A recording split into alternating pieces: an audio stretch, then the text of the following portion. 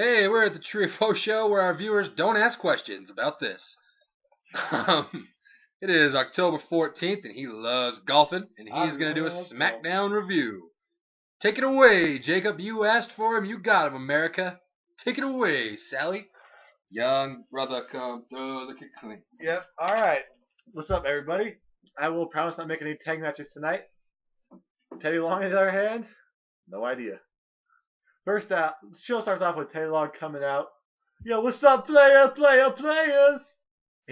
People love Teddy Long, and then when you have somebody that people love, what do you follow him up with? John Laurinaitis, Vice President of Talent Relations.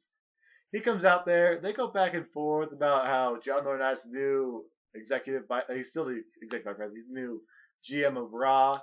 So he's like, oh yeah, we gotta do it real big. It's the longest running episodic TV show behind Raw now.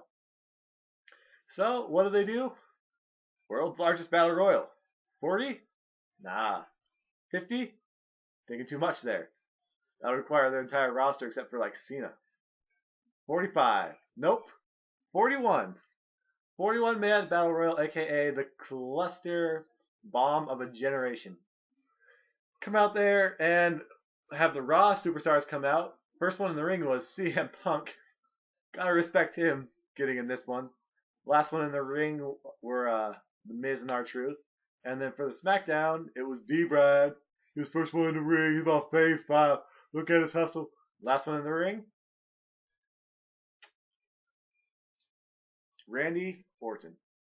And the Battle Royal pretty much goes down how you would expect it to go down. Wasn't really that bad. You know, and it got what it needed to get done, which is the biggest part about it. Was it for the belt? Nah, it was for, man, the Battle Royal was for a shot at either this belt or the other belt, which I'm not really sure where it's at. Justin does, though. Yeah. One of these two, you get the title shot either way if you win this Battle Royal, so that's why both superstars were involved. And then, basically major storyline ones, Rhodes was the first one out. CM Punk got eliminated by The Miz after eliminating R-Truth. Sorry, they've been out of the company for so long I forgot their names. And then Mason Ryan eliminated Dolph Ziggler, so that could be pretty cool later on. And Christian came in there and speared Sheamus and knocked Sheamus out after Christian was already eliminated, which is a total heel thing to do and totally awesome in my book. And basically, they all go back and forth. People get eliminated. It ends with The Miz getting thrown under the ropes, Randy Orton eliminating everybody, standing there with the pose like I just won, and The Miz comes up, does not hit him with the Skull Crusher finale, hits him with something else, hits him with a crossbody, whatever kind of, I'm not really sure, it was like a shoulder block except with his chest, and they go back and forth, and it's like, oh snap, and then they both end up on the apron at the end, and they keep just throwing punches, RKO on the apron, Miz hits first. And Randy Orton is getting a title shot. And he picks tonight. He says, I know you guys all heard me on Raw. I said, vengeance will be mine. And vengeance will be mine tonight. Crowd goes wild. I nod appropriately. And it's happening tonight. That is your main event. And then it cuts to Del Rio backstage, piecing out. He's just like, yeah, whatever. So, Ricardo, what you doing today? You know, speaking in English. I'm not really sure if he said that or not. He should have said it. And then Shalom comes in and says, hey, yo, what's up, player? How come you leaving? You still got stuff to do. He's like, I'm going to some parties. He goes, well, you got to party the ring with Sheamus first. So that was announced for later tonight. And Del Rio was not too happy. The next match was Kelly Kelly versus Beth Phoenix.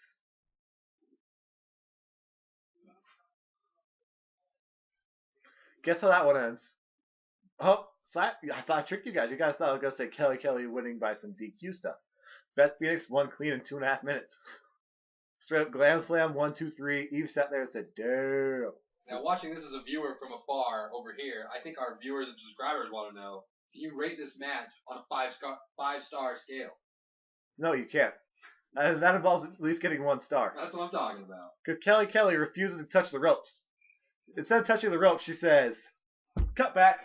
Reggie Bush versus Fresno State. Look it up if you haven't seen it. That's what she does. And then the next match was set up backstage very nicely, which is why SmackDown is the highest rated wrestling show in my book when it comes to actual real writing. Just throwing it out there. And it starts off with Sin Cara back there, Lou Sin Cara, shaking out. Whoa! Black Sin Cara goes and beats him up and steals his mask and says, takes off his mask and goes, which one should I wear? As he's walking out the ring and says, I'll put on this blue one. So he goes out there and he wrestles for Blue Sin Cara, Twin Magic, against Justin Gabriel in a match where Gabriel got a lot of offense, which is great for the viewer, and then ended with the Swanton Bomb. This match, good for one segment, which is about as long as they give every match on SmackDown besides the championship matches. It was very solid. If they gave it 2, it would have been better, but you got to see Justin Gabriel's moveset. You know, he went over the top rope with the corkscrew, and you got to see Black Sin Cara not botch anything. I feel like Justin Gabriel's the man of the world. He probably speaks Spanish. Or Hunico speaks English or something. I don't know. Sorry, not Sin Cara Negro. Not Hunico. Yeah. And then cuts backstage again, because that's what they do, is they go from the ring to backstage, because that is logical. Sorry, Albert Pujols is up. Got kind of sidetracked. Oh, wow. This year's runner's on 5 or 7, home run, 3 doubles, 2 walks, 6 RBIs. And, wow, first one in the middle. Awesome. He always looks at the first page. Anyway, cuts to backstage. It's not sports. This is not live broadcasting of the Cardinals game. It cuts backstage to Air Boom talking to Teddy Long, and Evan Bourne is in street clothes. Actually legit street clothes, not his wrestling gear or what other people consider street clothes. He had a nice little collared shirt on and some slacks, probably some dress shoes, and he's like, yeah, I see you're hurt, bud, yeah. And then Baker comes down and goes, my team of Jack Swagger and Dolph Ziggler have pinned them the past 2 weeks. I want a title match tonight. He says, everyone can't go, player. So, who comes out? Woo, woo, woo. You know it. Zack Ryder comes out and says, as the assistant to the general manager, I say I take Evan Bourne's place tonight. Me and Kofi against whatever we're calling the Vicky's heel stable now. Swigler. Okay. Swigler. Okay. So say, okay, yeah. Was that the next match? No, because they're backstage in street clothes. It's not the next match. It's SmackDown makes sense. The next match is Sheamus versus Alberto Del Rio, and match goes back and forth. Del Rio refuses to sell for Sheamus, which is okay in my book, because I vote for the Sheamus push to stop right now. And Pujols with another RBI. But my main thing on Sheamus is there's nothing about Sheamus that makes you say, wow, this guy is cool. Besides the fact that he goes like this. What? Oh, he's the Jennifer Gardner of the WWE. You think, oh, okay, yeah, cool. If she's in a movie, I'm not gonna seek for it. But if it's on TV, I'll watch it. Like, for example, 13 Going on 30. Great movie. Would I watch it in the theaters? No. It's on FX. Do I watch it every time? Yes. Do I feel bad every time that Ben decides to go with the other girl and she's sitting there alone? Yes. And this match ends with Christian coming in there and he helps out. Sheamus goes to the top rope. That's the 13 Going on 30 for Sheamus, is going to the top rope. Great, but at the same time, it doesn't validate your entire career. And then Christian knocks him down, and then Del Rio with the kick, and another kick, 1, 2, 3. Christian comes into the ring, spears him twice. Incredible, builds up the stuff, and makes Del Rio look like a viable champion while not burying Sheamus. Applaud. The next match was the tag match, because they were getting ready during the last match. Logic. And this match involved a lot of Zack Ryder going off. Going off and getting beat up on. Basically, every time Zack Ryder did something, I marked out. His new intro, he goes, woo, woo, woo, you know it. Oh, radio! Comes out. Awesome. Then the end of this match was kind of confusing, because Kofi tagged in Ryder, and then Dolph Ziggler had Ryder in the sleeper hold a little bit later, and then Ryder kicks out. Sargon then helped out. Ref goes, "What are you doing? What are you doing?" Boom, Trouble in Paradise. And then Kofi pulls Ryder on top. 1, 2, 3. And there's your win. Oh, radio plays. Crowd is very happy, but not as happy as they should be. Next was a Raw montage. If you want to know what happened in the Raw montage, watch our last video. And then it cuts backstage, obviously, to Sheamus calling Christian a troll named Gilby and telling a story about how this troll used to bite people in the arse. And then this troll bite the wrong bull in the arse, and then the bull kicked the troll off the bridge, and that's what he's going to do to Christian. Wouldn't the logic of the story been a shark, since he's the Great White? Yeah, wouldn't the shark should have ate the L. Just saying. I guess there's white bulls now, and I guess Sheamus is one of them. I hate this guy. Just go to the top rope and do your 13 going on 30, and I'll be cool with you. But other than that, Celtic Cross sucks. Bro kick's pretty cool. That's another cool Jennifer Gardner thing. Not really sure what that is yet. We haven't figured this analogy out all the way yet. And too many lines. They have to pump in stuff to make Sheamus sound funny and to make Sheamus sound like people like him. Because people don't really like him or dislike him. Jennifer Gardner. And the final match of the night was Mark Henry versus Randy Orton. And both sides got offense. Both sides look strong.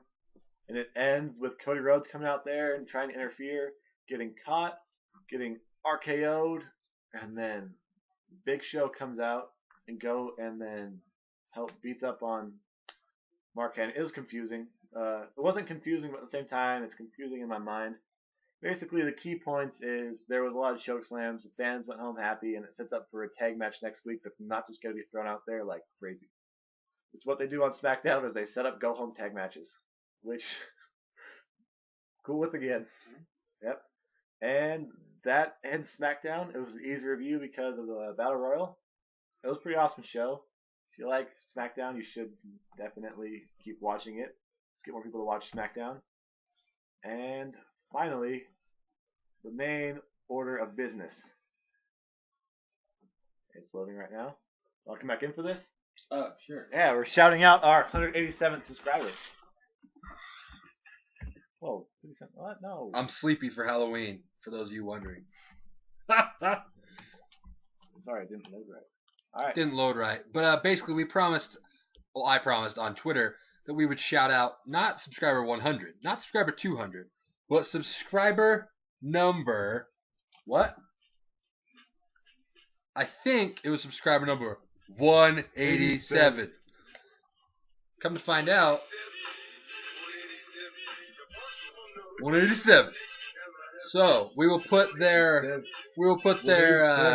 YouTube channel in the description page. Subscribe to CO Live Videos, Chase Oliver's second channel. You, of course, my friend, lucked out that you were subscriber 187. Or else we would not have shouted you out. He was the first guy to shout us out. We'll be the first guy to shout out his new channel. Yeah. By him being subscriber 187. 187. All right. Word life. Yep. All right. Well, let's wrap it all up. Comment on this video, like, subscribe, send us tweets. Really, you guys, if you're watching at this point, reward yourself and say who Sheamus reminds you of in the pop culture world. Because Jennifer Gardner feels like the perfect analogy. Some shining moments, some horrible stuff, ultimately forgettable, and at the end of the day, you kind of feel bad after watching it because you feel like they got the role out of pity. Do I have time for another question? Yeah, we have a minute. I love having 50-minute videos because it makes us stretch stuff out. Whose decision was harder? Sin Cara choosing which mask to wear or which seat Rebecca Black wanted? Alright, This is real life, too. Like, those of you laughing, it's no joke. It's no laughing matter. It's no laughing matter. I think that Rebecca Black's seat was definitely easier. Seeing as there was only one. Yeah, there was only one option. There was 4 people in there. I guess she could have been a bitch and been like, hey, get the fuck out of my seat. I'm sitting in the front, bitch. I'm driving this bitch. It's your car. I don't give a fuck. And Sin Cara was already beat the shit out of a guy, so there was nothing really he could do there. And this is definitely not the way we thought this video would end. That's the best answer I ever could have wished. Subscribe above. Subscribe above. We will talk to you later. Yep, Jennifer Gardner. See you on Monday. Jennifer